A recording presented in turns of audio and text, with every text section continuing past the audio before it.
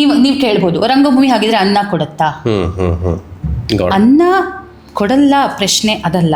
But ನೀವು ದುಡಿಯಕ್ಕೆ ಹೋಗ್ಬೇಕು, ಅನ್ನಕ್ಕೆ ದುಡಿಯಕ್ಕೆ ಹೋಗ್ಬೇಕು ಅಂದರೆ ಈ ಪ್ಲಾಟ್ಫಾರ್ಮ್ ಭದ್ರ ಇರ್ಬೇಕು ತಾನೆ. ನೀವು ಹೆಂಗೆ ಕನೆಕ್ಟ್ ಆಗ್ತೀರಾ? ಸರಿ, ಅದಾದ್ಮೇಲೆ ವಾಟ್ ಇಸ್ ಯು, ನಮ್ಮತನ ಅನ್ನೋದು ಇರಬೇಕಲ್ವ. ಕೆಲವು ಸಲ ನಮಗೆ ಅದೇ ಫ್ರೆಂಡ್ಸ್ ಎಲ್ಲಾನು ಪಾಸಿಟಿವ್ ನೆಗೆಟಿವ್ ಗೊತ್ತಾಗ್ಬಿಡುತ್ತೆ. ನನಗೆ ಎಲ್ಲಾದರೂ ಹೋದರೆ ಇವತ್ತಿಗೂ ಅಷ್ಟೇ, I don't know, immediate negative positive vibrations ಗೊತ್ತಾಗ್ಬಿಡುತ್ತೆ. ಎಕ್ಸಾಕ್ಟ್ಲಿ. ಇದು ಭದ್ರ ಇದ್ರೆ ಇದನ್ನ ದುಡಿಬಹುದು ಸುಬ್ಬು. ಇದೇ ನೀವು ವೀಕ್ ಆಗೋದ್ರೆ ಇಲ್ಲಿ ಎಷ್ಟು ದಿನ ನಿಂತ್ಕೊಳಕ್ ಹೆಚ್ಚು ಕಮ್ಮಿ ಆಗುತ್ತೆ. ಯಾಕೆಂದ್ರೆ ಇವತ್ತು ಬರೋಂಥ ಕಲಾವಿದರು ನಾವು ನೋಡ್ತಾ ಇದ್ದೀವಿ, ಯಾವುದೋ ಸೀರಿಯಲ್ ಬರ್ತಾರೆ, ಸಿನಿಮಾಗಳು ಮಾಡ್ತಾರೆ, ಬಂದು 1 or 2 years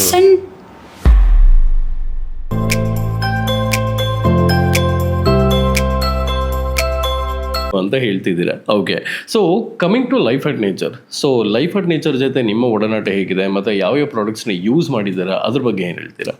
life at nature ಒಂದು ಪ್ರಾಡಕ್ಟ್ ಯೂಸ್ ಮಾಡಿದ್ದೀನಿ, ಈ ಸ್ಲಿಮ್ಎಕ್ಸ್ ನ್ಯಾಚುರಲ್ ಸ್ಲಿಮ್ಎಕ್ಸ್. ಅದು ನಾನು ತಗೋತಾ ಇರೋದು ಎಲ್ಲಾದರೂ ನಾನು ಎಸ್ಪೆಷಲಿ ನಾನು ಅಬ್ಸರ್ವ್ ಮಾಡಿದ್ದು ಹೊರಗಡೆ ನಾನು ಟ್ರಾವೆಲ್ ಮಾಡಿದಾಗ, ಹೊರ ದೇಶಕ್ಕೆ ಎಸ್ಪೆಷಲಿ ಅಲ್ಲಿನ ವಾತಾವರಣ ಇರ್ಬೋದು, ಅಥವಾ ಕೆಲಸಲ ನಿದ್ದೆ ತುಂಬ ಗೆಡ್ತೀವಿ, ಯಾಕಂದರೆ ಅಲ್ಲಿಗೂ ಇಲ್ಲಿಗೂ ಟೈಮಿಂಗ್ಸ್ ವ್ಯತ್ಯಾಸ. ಆ ಟೈಮಲ್ಲಿ ನನಗೆ ಸ್ಕಿನ್ ಮೇಲೆ ಒಂಥರ ಸಣ್ಣದಾಗಿ ಇಲ್ಲೆಲ್ಲೋ ಬ್ಲ್ಯಾಕ್ ಥರ ಅನ್ಸೋದು ಅಥವಾ ಹಂಗೆ ಅನ್ನಿಸ್ತಿತ್ತು. ಬಟ್ ಅದು ಅಬ್ರಾಡ್ ಹೋಗಿ ಬಂದಾಗ ಮಾತ್ರ ಹಂಗಾಗ್ತಿತ್ತು. ಈಗ ಅದನ್ನು ನಾನು ತಗೊಳ್ತಾ ಇದ್ದೀನಲ್ಲ, ಸೊ ಏನೋ ಐ ಫೀಲ್ ಗ್ರ್ಯಾಜುಯಲಿ ಅದು ಇದಾಗ್ತಿದೆ, ಕಮ್ಮಿ ಆಗ್ತಾ ಇದೆ. ಸೊ ನಿಮ್ಮ ಒಂದು ಕೆರಿಯರ್ ಲೈಫಲ್ಲಿ ಸಾಕಷ್ಟು ಜರ್ನಿನ ಮಾಡ್ಕೊಂಡು ಬಂದಿದ್ದೀರಾ. ಬಟ್ ಈ ಒಂದು ಪಾಯಿಂಟಲ್ಲಿ ನಿಂತ್ಕೊಂಡು ಯಾರಿಗಾದ್ರೂ ಥ್ಯಾಂಕ್ಸ್ ಹೇಳೋಗಿದ್ರೆ ಯಾರಿಗೆ ಹೇಳ್ತೀರಾ? ಲೈಫ್ ಲಾಂಗ್ ನಾನು ಯಾವಾಗಲೂ ಥ್ಯಾಂಕ್ಸ್ ಅನ್ನೋದಕ್ಕಿಂತ ಹೆಚ್ಚಾಗಿ ಇವ್ರಿಗೆ, ಅಂದರೆ ರಾಯರಿಗೆ ಬೇಸಿಕಲಿ ಒಂಥರ ಅವಿಭಾಜ್ಯ ಅಂಗ, ಒಂಥರ ಅವ್ರ ಕೈ ಹಿಡ್ಕೊಂಡ್ಬಿಟ್ಟಿದ್ದೀನಿ, ನಾವು ಅದೇ ಮಾತಾಡ್ತಾ ಇದ್ದೀನಿ, ನೆಡ್ಸ್ಕೊಂಡು ಹೋಗಿ ಹಾಗೆ. ಸೊ ಅವರನ್ನಂತೂ ಮರೆಯೋಕ್ಕೆ ಸಾಧ್ಯನೇ ಇಲ್ಲ. ಯಾವುದೇ ಪ್ರಾಜೆಕ್ಟ್ ಮಾಡಿದ್ರು, ಯಾವುದೇ ಒಂದು ಸ್ಕ್ರಿಪ್ಟು ಶುರು ಮಾಡಬೇಕು ಅಂದರೂ ಫಸ್ಟು ರಾಯರ ಮಠಕ್ಕೆ ಹೋಗಿ ರಾಯರ ಹತ್ರ ಆಶೀರ್ವಾದ ತಗೊಂಡು everything starts from there. So ಅವ್ರಿಗೆ ಗ್ರೇಟೆಸ್ಟ್ ಥ್ಯಾಂಕ್ಸ್. ಒಂದು ಬಿಕಾಸ್ ಸಪೋರ್ಟ್ ಮಾಡ್ತಿದ್ದಾರೆ, ಎಲ್ಲದಕ್ಕೂ ಅಂದ್ಕೊಂಡಿದ್ದು ಮಾಡಿಸ್ತಾ ಇದ್ದಾರೆ, ನೋ ಮ್ಯಾಟರ್ ವಾಟ್. ಬಟ್ ಇಂಡಸ್ಟ್ರೀಲಿ ನಾನು ಬರೋದಕ್ಕೆ ನನಗೆ ಫಸ್ಟು ನನ್ನಲ್ಲಿ ನಂಬಿ, ಎಸ್ ಇವಳು ಮಾಡ್ತಾಳೆ, ಏನೋ ಒಂದು ನಮ್ಮ ಹೆಸರು ಉಳಿಸ್ತಾಳೆ ಅಂತ ನಮ್ಮ ತಂದೆ ತಾಯಿ ಅಂದ್ಕೊಂಡ್ರಲ್ಲ, ಇನ್ ಸ್ಪೈಟ್ ಆಫ್ ಆಲ್, ಅಂದರೆ ಬೇಡ ಮನೇಲಿ ರಿಲೇಟಿವ್ಸಿಂದ ಒಂದು you know how it is orthodox ಫ್ಯಾಮಿಲಿಲಿ ರಿಲೇಟಿವ್ಸ್ನ ಎದುರು ಹಾಕ್ಕೊಂಡು, literally that is the word, ಎದುರು ಹಾಕ್ಕೊಂಡು ನೀವು ಹೋಗಿ ಮಾಡು ಮಗಳೇ, ನೀನು ಮಾಡು ಅಂತ ಅಪ್ಪ ಅಮ್ಮ ನನ್ನಣ್ಣ ನಾಗೇಂದ್ರ ಇಷ್ಟು ಜನ ನಂಗೆ ಸಪೋರ್ಟ್ ಮಾಡಿದ್ರಲ್ಲ, ಅವರು ಅಷ್ಟು ಮಾಡಿದ್ದಕ್ಕೆ ಸುಬ್ಬು ನಾನು ದಿಸ್ ವಿಲ್ ಬಿ, ಯಾವಾಗ ಅಷ್ಟು ನನಗೆ ಸಪೋರ್ಟ್ ಮಾಡಿದ್ರು, ನನ್ನ ಕೊನೆ ಉಸಿರಿರೋವರೆಗೂ ನನ್ನ ನಟನೆ, ನೃತ್ಯ, ಸಂಗೀತ ಸಾಧ್ಯನೇ ಇಲ್ಲ ನಿಲ್ಲೋದಕ್ಕೆ ಅಂತ ಐ ಡಿಸೈಡೆಡ್. ಸೊ ಅವ್ರಿಗೆ ಗ್ರೇಟೆಸ್ಟ್ ಥ್ಯಾಂಕ್ಸ್. ಆ್ಯಂಡ್ ನಾನು ರಂಗಭೂಮಿಗೆ ಬರೋದಕ್ಕೆ ಲಿಟ್ರಲಿ ನನಗೇನೂ ಗೊತ್ತಿರಲಿಲ್ಲ. ಬರೀ ಓಕೆ ನಿರೂಪಣೆ ಮಾಡ್ತಿದ್ದೆ, ಕಾಲೇಜ್ಗೆ ಹೋಗ್ತಿದ್ದೆ, ಅಷ್ಟೊತ್ತಿಗೆ ಫಸ್ಟ್ PU ಮಾಡ್ತಾ ಇದ್ದೆ.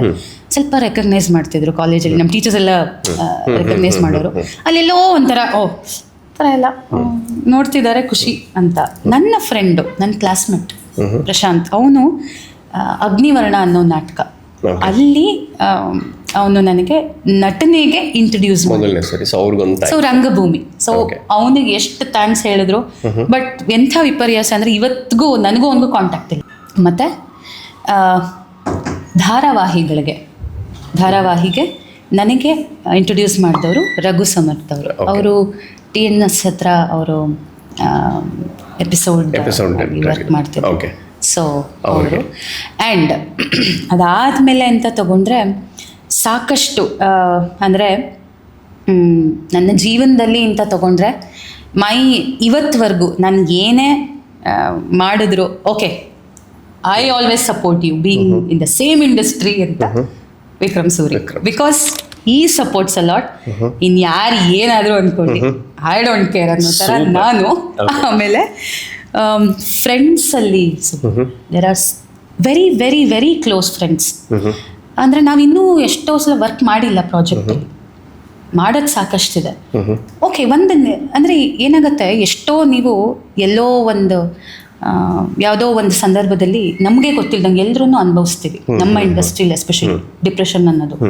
ಎಲ್ಲೋ ಒಂದು ಕಡೆ ಏನೋ ಒಂದು ಅಪ್ಸ್ ಆ್ಯಂಡ್ ಡೌನ್ಸ್ ಆದಾಗ ನಂಗೆ ಇಷ್ಟು ಸ್ಟ್ರಾಂಗ್ ವಿಲ್ ಪವರ್ ಇದೆ ಎಲ್ಲ ಓಕೆ, ಬಟ್ ನಾನು ಫೈನಲಿ ಮನುಷ್ಯನೇ ತಾನೇ, ನಾವು ಹ್ಯೂಮನ್ ಬೀಯಿಂಗ್ ತಾನೇ, ನನಗೆ ಅನ್ಸದೇ ಇರುತ್ತಾ. ಕೆಲವು ಸಲ ನಮಗೆ ಅದೇ ಫ್ರೆಂಡ್ಸ್ ಎಲ್ಲಾನು ಪಾಸಿಟಿವ್ ನೆಗೆಟಿವ್ ಗೊತ್ತಾಗ್ಬಿಡುತ್ತೆ. ನನಗೆ ಎಲ್ಲಾದರೂ ಹೋದರೆ ಇವತ್ತಿಗೂ ಅಷ್ಟೇ, I don't know, immediate negative positive vibrations ಗೊತ್ತಾಗ್ಬಿಡುತ್ತೆ. ಅದೇ ಥರ ಫ್ರೆಂಡ್ಸ್. ಸೊ ಆ ಥರ ತುಂಬ very very very close friends in the industry. ಆ ಥರ ತುಂಬಾ ನಾವು ಇದುವರೆಗೂ ಯಾವ ಇಂಡಸ್ಟ್ರಿಲಿದ್ದೀವಿ, ಒಟ್ಟಿಗೆ ವರ್ಕ್ ಮಾಡಿಲ್ಲ, but still we are connected. ಯಾವಾಗೋ ಅಪರೂಪಕ್ಕೆ ಫೋನ್ ಮಾಡ್ತೀವಿ, ಬಟ್ ಮಾತಾಡ್ಬಿಟ್ಟು ತುಂಬ ಹೊತ್ತು ಏನೇನಾಗ್ತಾ ಇದೆ ಏನೋ, ಆ್ಯಂಡ್ ಲಾಡ್ ಆಫ್ ಸಪೋರ್ಟಿವ್ ಆಗಿ ಎಷ್ಟೋ ವಿಷಯಗಳು. And Bhuvan is very good friend ಹಂಗೆ ನೋಡಕ್ಕೆ ಹೋದ್ರೆ. ಸೊ ಅವರು ನಾವು ಯಾವ ಪ್ರಾಜೆಕ್ಟು ವರ್ಕ್ ಮಾಡಿಲ್ಲ ಇದುವರೆಗೂ, ಅಪರೂಪಕ್ಕೆ ಫೋನ್ ಮಾಡ್ತೀವಿ, ಮಾತಾಡ್ತೀವಿ, but we have that good spiritual things which we connect. So Bhuvan ಇರ್ಬೋದು, ಆ ಥರ ವೆರಿ ಫ್ಯೂ. ಹುಡುಗಿಯರು ತುಂಬ ಕಮ್ಮಿ ನಮ್ಮ friends. Got it. Now speaking of ಈ ಒಂದು last question for this segment. So ಏನಂದರೆ ಸಾಕಷ್ಟು ಲೈಕ್ ಡಿಫ್ರೆಂಟ್ ಜಾನರ್ಸ್ನ ಟಚ್ ಮಾಡಿದ್ದೀರಾ, ಆ್ಯಂಡ್ ಅದ್ರ ಜೊತೆಗೇನೆ ಪ್ರೊಡಕ್ಷನ್ ಅನ್ನೋ ಒಂದು ಜವಾಬ್ದಾರಿನೂ ಸಹ ಹೊತ್ಕೊಂಡಿದ್ದೀರಾ.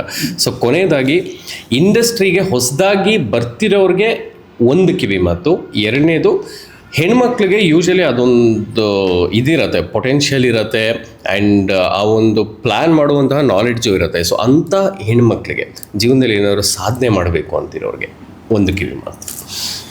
ಓಕೆ, ಹೊಸದಾಗಿ ಬರೋರು ಆರ್ಟಿಸ್ಟ್ ಅಂತಾನಾ? ಇನ್ ಜನರಲ್ ಆಗಿ ಆರ್ಟಿಸ್ಟ್. ಫೈನ್. ಅಲ್ಲ, ಬಿಕಾಸ್ ಏನಾಗುತ್ತೆ ಇವಾಗ ಎಸ್ಪೆಷಲಿ ನೀವು ನಾನು ಬರೀ ಆ್ಯಕ್ಟ್ ಮಾಡ್ಕೊಂಡಿರ್ತೀನಿ ಅನ್ನೋದಕ್ಕಿಂತ ಹೆಚ್ಚಾಗಿ, ಎಸ್ ಅದು of course I am not telling, ನಿಮ್ಗೊಂದು ಗುರಿ ಇರುತ್ತೆ, ಬಟ್ ಈಗ ನಾವೂ ಕಲಿತಾ ಇದ್ದೀವಿ, ಇಲ್ಲ ಅಂತ ನಾ ಹೇಳ್ತಿಲ್ಲ. ಆದರೆ ಹೊಸದಾಗಿ ಬರಬೇಕು ಅಂದಾಗ ದಯವಿಟ್ಟು ಬೇರೆ ಆಯಾಮಗಳ ಬಗ್ಗೆನೂ ತಿಳ್ಕೊಳ್ಳೋ ಅಂಥ ಪೇಷನ್ಸ್ ಮೊದಲು ನಿಮಗೆ ನೀವು ಕಲ್ಟಿವೇಟ್ ಮಾಡ್ಕೋಬೇಕು. ಈಗ ಏನಾಗ್ಬಿಟ್ಟಿದೆ, ಇನ್ಸ್ಟೆಂಟಾಗಿ ಓಕೆ ಯಾವುದೋ ಒಂದು ಸೀರಿಯಲ್ ಸಿಕ್ಬಿಡ್ತಾವೆ, ತಿಂಗಳಾಯ್ತು ಸಂಬಳ ಕೊಟ್ಬಿಡ್ತಾರೆ, ಆರಾಮಾಗಿ ನಾನೇ ಸ್ಟಾರ್, ನೋ, ಎಲ್ಲವೂ ಕ್ಷಣಿಕ, ರೈಟ್? ನೀವು ಹೆಂಗೆ ಕನೆಕ್ಟ್ ಆಗ್ತೀರಾ? ಸರಿ, ಅದಾದ್ಮೇಲೆ ವಾಟ್ ಇಸ್ ಯು, ನಮ್ಮತನ ಅನ್ನೋದು ಇರಬೇಕಲ್ವ. ಓಕೆ, ಪಾತ್ರಕ್ಕೆ ನೀವು ತಕ್ಕಾಗಿ ಮಾಡ್ತೀರಾ, ಸರಿ, ಬಟ್ ನಾನೇನು ಅನ್ನೋದು ಅಂದರೆ ರಂಗಭೂಮಿ that is a greatest platform ನಮಗೆ. ಎಷ್ಟೋ ಜನ ಸುಬ್ಬು ನಾವು ನೋಡ್ತೀವಿ, ಈಗ ನಮ್ಮ ಸಿನಿಮಾಗೆ ಎಷ್ಟೋ ಆಡಿಷನ್ಸ್ ಮಾಡಿದ್ವಿ, ನೋಡೋಕೆ ತುಂಬ ಚೆನ್ನಾಗಿದ್ದಾರೆ, ಫೀಚರ್ಸ್ ಆರ್ ಗುಡ್, ಭಾಷೆ ಅಕಾರ ಹಕಾರ ಪ್ರಾಬ್ಲಮ್ಮು, ಇಲ್ಲ ಅದು ಸರಿ ಇದ್ರೆ ಬಾಡಿ ಲ್ಯಾಂಗ್ವೇಜ್ ಸರಿ ಇಲ್ಲ, ಯಾವುದೋ ಪದಕ್ಕೆ ಏನೋ ಬೇರೆ ಬಾಡಿ ಲ್ಯಾಂಗ್ವೇಜ್, ಅದು ತಪ್ಪ ಅರ್ಥಗಳು ಕೊಡುತ್ತೆ. ಸೊ ಹೊಸಬ್ರು ಬರೋರು ದಯವಿಟ್ಟು ರಂಗಭೂಮಿ ಜಾಯ್ನ್ ಆಗಿ, instead of, I am very sorry to say this, acting school, acting classes, ಅದು ನಿಮ್ಮ ಇಚ್ಛೆ, ಅದಕ್ಕಿಂತ ರಂಗಭೂಮಿ ಇಸ್ ಡಿಫ್ರೆಂಟ್. ನಿಮಗೆ ವಾಯ್ಸ್ ಮಾಡ್ಯುಲೇಷನಿಂದ ಅಲ್ಲಿ ಅಭ್ಯಾಸ ಮಾಡಿಸ್ತಾರೆ. ಓಕೆ, ಸೊ ರಂಗಭೂಮಿ ಬಂದು ಇಂಡಸ್ಟ್ರಿಗೆ ಬಂದರೆ ಒಳ್ಳೇದಾಗ. ಎಕ್ಸಾಕ್ಟ್ಲಿ, ಅವಾಗ ಸ್ಟ್ರಾಂಗ್ ಆಗಿ ನಿಂತ್ಕೋಬೋದು. ಆಮೇಲೆ ಇನ್ನೊಂದು ಗ್ರೇಟೆಸ್ಟ್ ಥಿಂಗ್, ನಿಮಗೆ ಸ್ವಲ್ಪ ಅಪ್ಸ್ ಆ್ಯಂಡ್ ಡೌನ್ಸ್ ಆದಾಗ ಇಂಡಸ್ಟ್ರಿಯಲ್ಲಿ ಅದು ನಿಮ್ಮನ್ನು ತಡೆಯೋ ಶಕ್ತಿ, ಅಂದರೆ ಗಟ್ಟಿಯಾಗಿ ನಿಲ್ಲಿಸುತ್ತೆ. ಈಗ ಓಕೆ, ಫಾರ್ ಎಕ್ಸಾಂಪಲ್ ನೀವು ಕೇಳ್ಬೋದು, ರಂಗಭೂಮಿ ಹಾಗಿದ್ರೆ ಅನ್ನ ಕೊಡುತ್ತಾ? ಅನ್ನ ಕೊಡಲ್ಲ, ಪ್ರಶ್ನೆ ಅದಲ್ಲ. ಬಟ್ ನೀವು ದುಡಿಯಕ್ಕೆ ಹೋಗ್ಬೇಕು, ಅನ್ನಕ್ಕೆ ದುಡಿಯಕ್ಕೆ ಹೋಗ್ಬೇಕು ಅಂದ್ರೆ ಈ ಪ್ಲಾಟ್ಫಾರ್ಮ್ ಭದ್ರ ಇರ್ಬೇಕು ತಾನೆ. ಎಕ್ಸಾಕ್ಟ್ಲಿ, ಇದು ಭದ್ರ ಇದ್ರೆ ಇದನ್ನ ದುಡಿಬಹುದು ಸುಬ್ಬು. ಇದೇ ನೀವು ವೀಕ್ ಆಗೋದ್ರೆ ಇಲ್ಲಿ ಎಷ್ಟು ದಿನ ನಿಂತ್ಕೊಳಕ್ ಸಾಧ್ಯ? ಕಮ್ಮಿ ಆಗುತ್ತೆ. ಯಾಕೆಂದ್ರೆ ಇವತ್ತು ಬರೋಂಥ ಕಲಾವಿದರು ನಾವು ನೋಡ್ತಾ ಇದ್ದೀವಿ, ಯಾವುದೋ ಸೀರಿಯಲ್ ಬರ್ತಾರೆ, ಸಿನಿಮಾಗಳು ಮಾಡ್ತಾರೆ, ಬಂದು 1 or 2 years ಅಂಡ್